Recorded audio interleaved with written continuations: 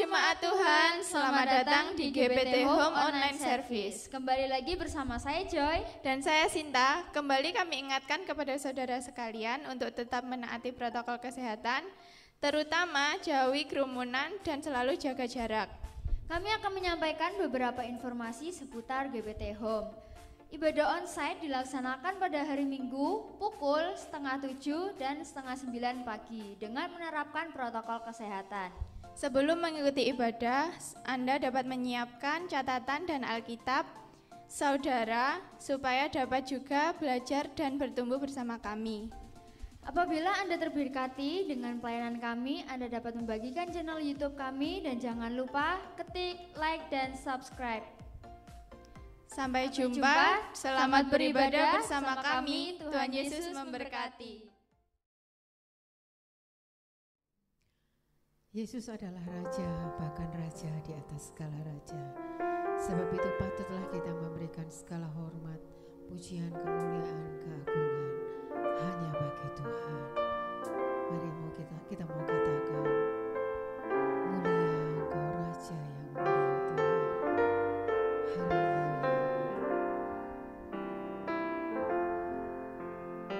Yesus Tuhan.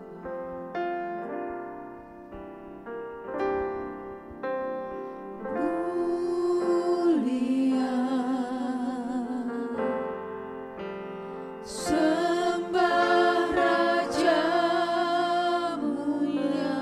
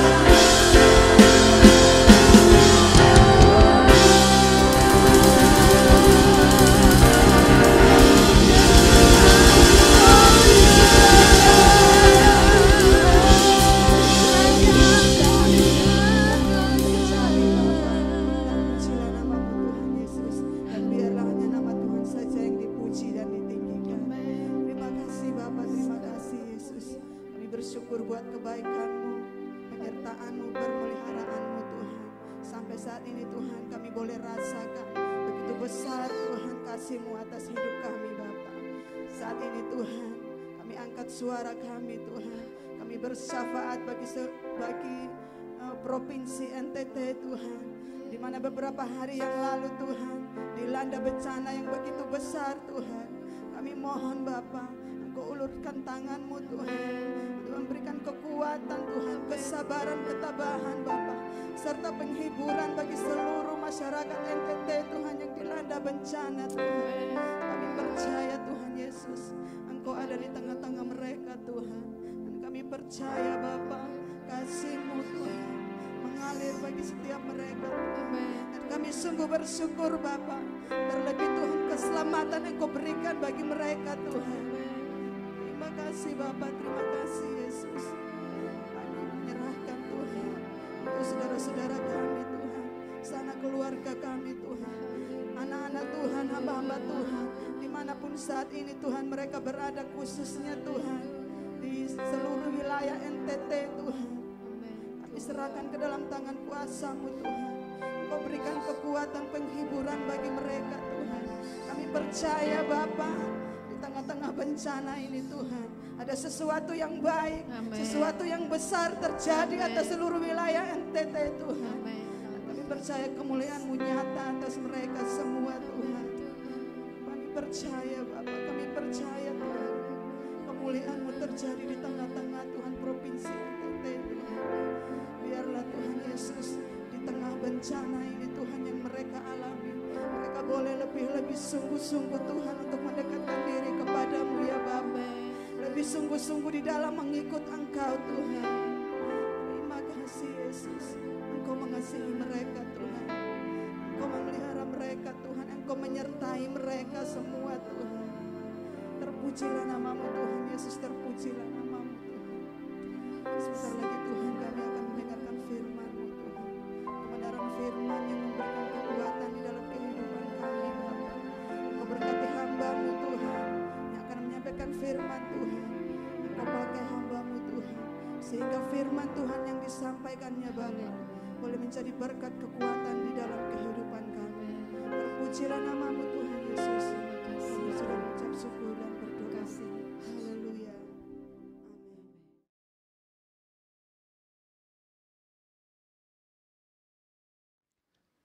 Shalom Bapak Ibu sekalian yang kasih Tuhan, damai sejahtera dan sukacita ada pada kita sekalian. Puji Tuhan, minggu yang lalu kita memperingati hari kebangkitan Tuhan Yesus. Dan kita tahu bahwa kebangkitan Yesus itu merupakan pusat pengharapan kita sebagai orang yang percaya pada Tuhan. Itu judul khotbah saya pada hari ini. Saya berikan judul Yesus Pusat Pengharapan. Kita baca dalam 1 Korintus pasal 12, 1 Korintus pasal 15, 1 Korintus pasal 15, itu ayat yang ke-19. Saya akan bacakan dalam ayat ini. Jikalau kita hanya dalam hidup ini saja menaruh pengharapan pada Kristus, maka kita adalah orang-orang yang paling malang dari segala manusia. Kalau kita baca firman Tuhan, terjemahan baru ini, itu kita bisa salah faham. Tapi kalau kita baca dalam Alkitab bahasa Indonesia sehari-hari, itu lebih jelas lagi saya bacakan. Ya, kalau pengharapan kita pada Kristus terbatas pada hidup kita dalam dunia ini saja, maka dari seluruh umat manusia di dalam dunia ini, kitalah yang paling malang. Nah ini jelas. Ada kata-katanya terbatas pada hidup kita di dalam dunia ini saja. Jadi kita tahu bahwa Yesus merupakan pusat pengharapan, dan pengharapan itu tidak hanya ada dalam dunia ini saja, kebutuhan untuk kita hidup dalam dunia ini saja, ya tadi dikatakan itu, tapi juga pengharapan kita pada Yesus juga untuk kehidupan pada masa yang akan datang setelah kematian. Ya. Nah, ini. Jadi tergantung dari kita manusia, pengharapan yang kita miliki itu ditujukan pada Kristus atau manusia. Ya, di sini. Nah, dan kita tahu kata pengharapan ini ada awalnya, ada akhirannya. Kalau saya lihat kamus bahasa Indonesia, harap itu artinya mohon, minta, keinginan supaya sesuatu terjadi. Ini harap. Tapi kalau harapan itu artinya sesuatu yang dapat diharapkan. Nah ini, Bapak Ibu sekalian.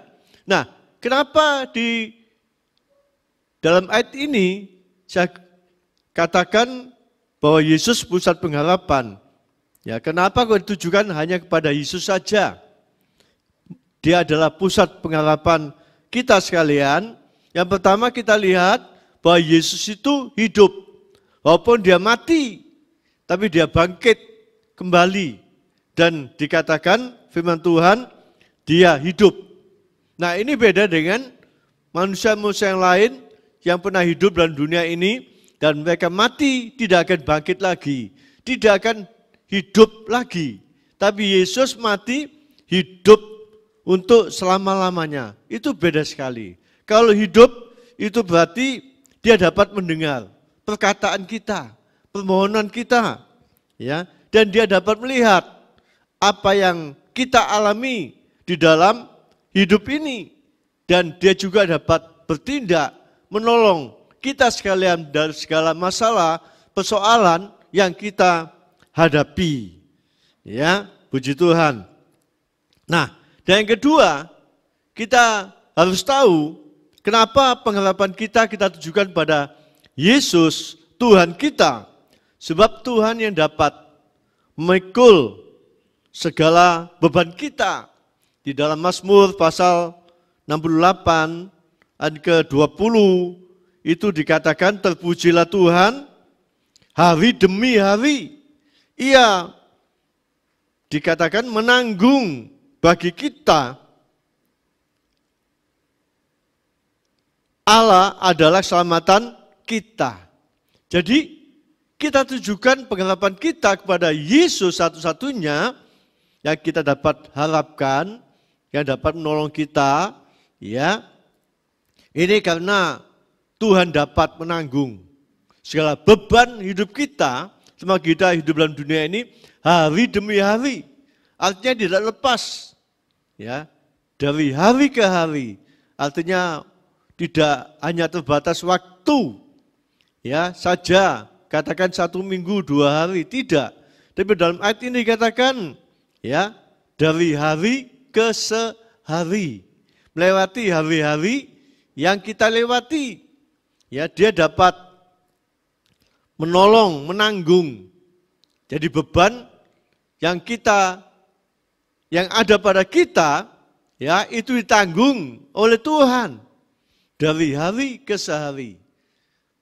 Kita tahu manusia hidup dalam dunia ini tidak lepas dari masalah persoalan, dari segala penderitaan, dan itu menjadi beban dalam kehidupan kita sekalian.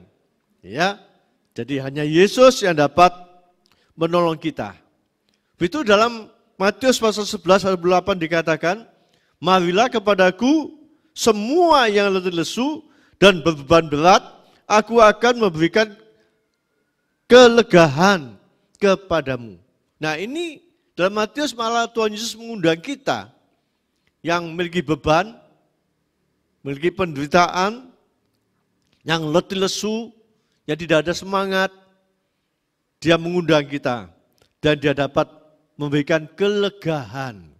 Lego, katanya orang Jawa itu lego, sebab terlepas dari masalah persoalan. Masalah persoalan itu membuat kita terbebani. Ya, puji Tuhan. Lega itu lepas dari beban, tidak sesak, ya, itu arti daripada lega. Nah, kita tahu kalau pengharapan orang percaya pada Tuhan ditujukan hanya ada dalam dunia ini saja, ya, artinya sakit minta disembuhkan, lalu pekerjaan minta lancar, ya, itu dan masalah persoalan dihadapi supaya cepat selesai. Nah, itu dikatakan oleh firman Tuhan tadi, ya, kita, ya, lebih dari segala manusia ini mengalami kemalangan, celaka. Sebab pengharapan kita tujukan pada Tuhan hanya hidup di dalam dunia ini saja. Tidak tujukan kepada hidup yang akan datang. Ya, hidup yang akan datang itu yaitu kebangkitan dari kematian pada saat Yesus datang yang kedua kali di atas awan-awan permai. Dan pengharapan yang akan datang bukan hanya kebangkitan dari kematian saja, tapi masuk dalam pengangkatan. Ya, pengangkatan bagi kita yang masih hidup dan tinggal bersama dengan Tuhan. Mari sama-sama kita tujukan pengharapan kita pada Tuhan, bukan selama kita dalam dunia, bukan hanya hal-hal yang ada dalam dunia ini saja, tapi juga untuk hidup yang akan datang. Kalau kita tujukan pada kehidupan kita dalam dunia ini saja, Alkitab jelas katakan, ya, kita lebih daripada orang-orang yang malang, yang celaka. Arti malang celaka ini artinya tidak masuk dalam pengangkatan. Itu mari sama-sama pengharapan kita tujukan pada Tuhan, juga pada perkara-perkara yang akan datang. Puji Tuhan. Jadi kita tahu Yesus hidup, Yesus bangkit dari kematian. Ini merupakan jaminan bagi kita orang yang percaya kepada Tuhan. Di dalam Korintus pasal 15 di sini kita akan baca 15 ayat ke 20 dikatakan, tetapi yang benar ialah bahwa Kristus telah dibangkitkan dari antara orang mati sebagai yang sulung dari orang-orang yang telah meninggal. Jadi kebangkitan orang mati itu Yesus merupakan buah yang sulung. Jadi yang kedua, ketiga itu pengikut-pengikutnya. Ya, puji Tuhan di sini. Dan kita tahu ini, ya, ayat 20 tadi dikatakan, dan ini merupakan jaminan, ya, bagi kita sekalian yang masih hidup, dan suatu saat kita juga akan mengalami apa dialami oleh Tuhan Yesus, bangkit dari kematian. Ada dua macam kebangkitan, kebangkitan orang percaya pada Tuhan dan kebangkitan orang yang tidak percaya pada Tuhan. Kebangkitan orang percaya pada Tuhan itu saat Yesus datang di atas awan-awan. Dan kita yang sudah meninggal, orang percaya sudah meninggal, bangkit. Dan bersama dengan Tuhan di atas awan-awan. Dan yang tidak percaya pada Tuhan, itu nanti tunggu. Tunggu setelah kerajaan 1000 tahun damai di dalam dunia ini. Dan dia bangkit untuk masuk kepada penghukuman. Nah, orang percaya bangkit, ya, itu untuk mendapatkan mahkota daripada Tuhan. Puji Tuhan di sini. Betul, kita akan lihat sini, ya, ada dua macam cara agar kita dapat masuk dalam kebangkitan orang mati, ya. Pada saat Yesus datang yang kedua kali, yang sudah mati dan yang hidup itu akan diubahkan oleh Tuhan. Kita akan lihat sini dalam 1 Korintus 15 ayat ke-22. Ya, apa yang dikatakan firman Tuhan ini? Karena sama seperti semua orang mati dalam persetubuhan dengan Adam, demikian pula semua orang yang akan dihidupkan, perhatikan, yang akan dihidupkan kembali dalam persekutuan dengan Kristus. Jadi kalau kita ingin mendapatkan masuk dalam pengangkatan dan yang sudah mati masuk dalam kebangkitan orang percaya, nah selama kita hidup perlu kita adanya persekutuan dengan Kristus. Sekutu itu artinya kawan, kelompok, himpunan. Jadi bukan memusuhi Kristus, tapi kita menjadi kawan, sekerja Tuhan, dan kita berkelompok, berkelompok, ya, himpunan. Jadi kita harus juga berhimpun, baik dalam cara ibadah, baik juga dalam doa-doa, kelompok dalam rumah tangga. Nah ini kita lakukan. Sebab dalam Matius pasal 18, ayat 20 dikatakan, 2 atau 3 orang berkumpul dalam namaku, kata Tuhan, aku ada di tengah-tengah mereka. Jadi perlu kita adakan persekutuan dengan Tuhan. Sebab Tuhan mengatakan, ya paling sedikit 2 atau 3 orang berkumpul dalam nama Tuhan, di situ Tuhan hadir, Tuhan ada di tengah-tengah kita sekalian. Puji Tuhan. Dan yang kedua, di sini kalau kita baca ayat yang ke-23, di sini saya bacakan lagi. Tanda yang pertama, dalam persekutuan dengan Kristus. Yang kedua, ayat 23, tetapi tiap-tiap orang menurut urutannya, Kristus sebagai buah sulung. Sesudah itu mereka yang menjadi miliknya, jadi milik Tuhan, milik Kristus, pada waktu kedatangannya. Jelas. Urutan pertama, buah sulung adalah Kristus, bangkit dari kematian. Dan setelah itu kalau ada buah sulung, pasti ada buah yang kedua, ada urutannya yang kedua, ketiga, dan selanjutnya. Itu adalah orang yang menjadi miliknya. Jelas ini, pada waktu kedatangannya, dijelaskan lagi. Jadi ada kebangkitan orang mati, orang percaya pada Tuhan saat kedatangan Yesus, ya, yang mati bangkit dan yang hidup diubahkan oleh Tuhan, menjadi milik Kristus. Nah, ini siapa saja yang menjadi milik Kristus? Dalam 2 Yohanes pasal 1 ayat 9 dikatakan tinggal dalam ajaran Kristus. Kita sudah percaya pada Yesus, kita melakukan ajaran Kristus. Ya, hanya firman Tuhan menjadi pegangan dalam hidup kita. Hanya firman Tuhan yang harus kita ajari, belajar. Sebab ayat ini jelas, tinggal dalam ajaran Kristus. Banyak macam ajaran dalam dunia ini, ya. Tapi ayat ini katakan, bila kita tinggal dalam ajaran Kristus, artinya kita melakukan firman Tuhan. Ya, puji Tuhan, kita harus banyak baca firman Tuhan. Ya, kita harus banyak melakukan firman Tuhan. Dan yang kedua sini, milik Tuhan, tandanya itu dalam Galatia pasal 3, ayat 27 sampai ayat 20, artinya dalam ayat ini memiliki sifat-sifat Kristus. Jadi kalau kita ingin masuk dalam pengangkatan atau kita ingin masuk dalam kebangkitan orang mati, orang yang sudah mati, itu kita selama masih hidup, ya, kita harus memiliki sifat-sifat Kristus, sifat-sifat Tuhan. Dalam dunia ini banyak sifat manusia.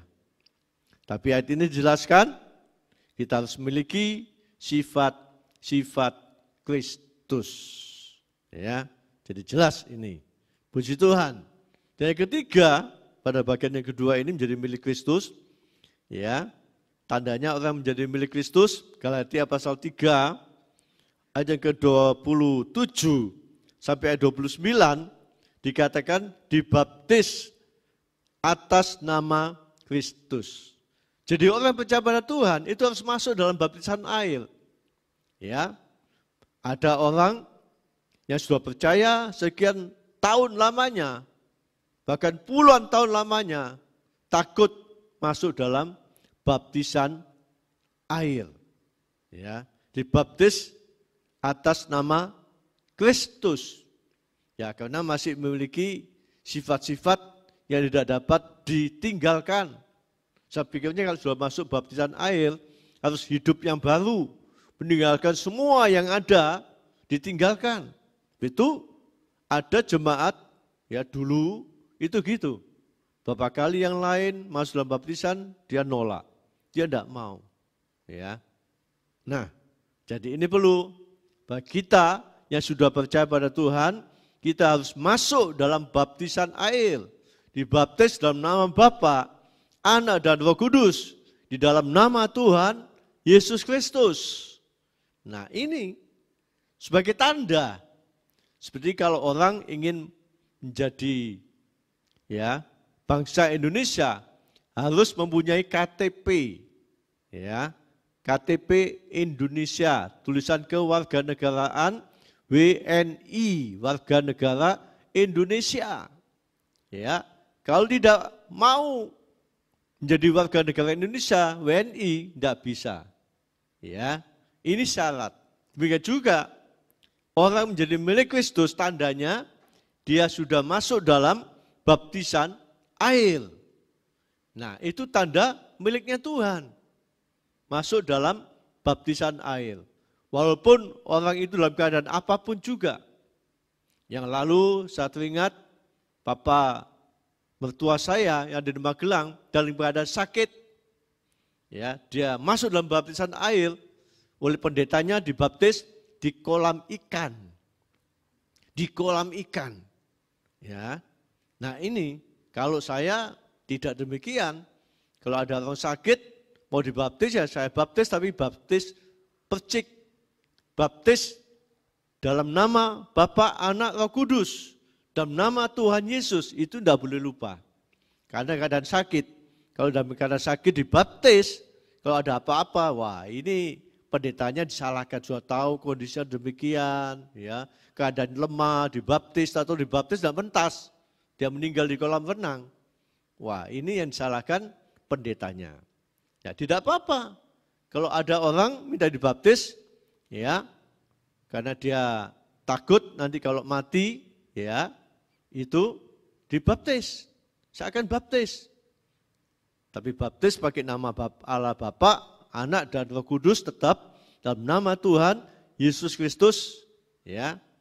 Lalu dibaptis. Nah, ini. Jadi perlu kita mau sama-sama memusatkan pengharapan kita kepada Yesus, baik selama kita hidup dalam dunia ini, segala hal yang dalam dunia ini, juga hal-hal yang akan datang. Ya, kebangkitan orang mati di dalam Tuhan, pengangkatan gereja, dan tinggal bersama dengan Tuhan. Berarti kita adalah orang yang beruntung, bukan orang yang malang, orang yang celaka, yang tadi Tuhan katakan.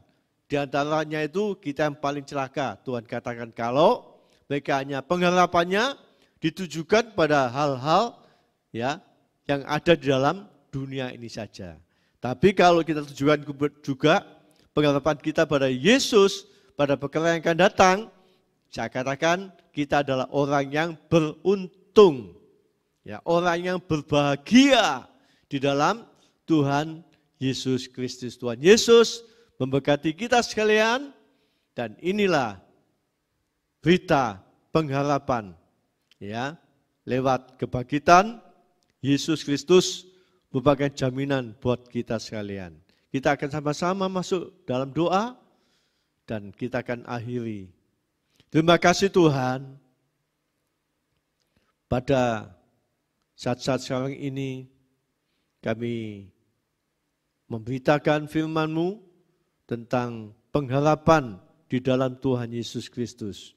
Sebab Engkau satu-satunya yang dapat kami harapkan dalam kehidupan kami ini.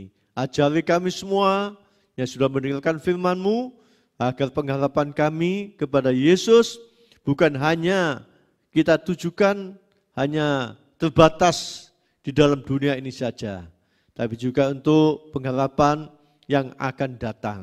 Terima kasih, kuatkan iman kami, Engkau menuntun kami dan berikan kami kemampuan untuk melakukan kebenaran firman-Mu. Terima kasih, berkati kami semua yang sudah mengikuti ibadah online ini, berkati rumah tangga kami, Engkau berkati pekerjaan kami, Engkau berkati anak cucu kami, Engkau berkati juga lebih-lebih kehidupan rohani kami, pelayanan kami, agar kami dapat boleh tetap menikmati berkat-berkat yang datangnya kepada Tuhan. Terima kasih Tuhan Yesus, terima kasih Tuhan, Engkau sudah berkati kami semuanya pada saat sekarang ini. Kami serahkan semua di dalam nama Tuhan Yesus Kristus. Kami sudah berdoa dan mengucap syukur. Haleluya. Amin.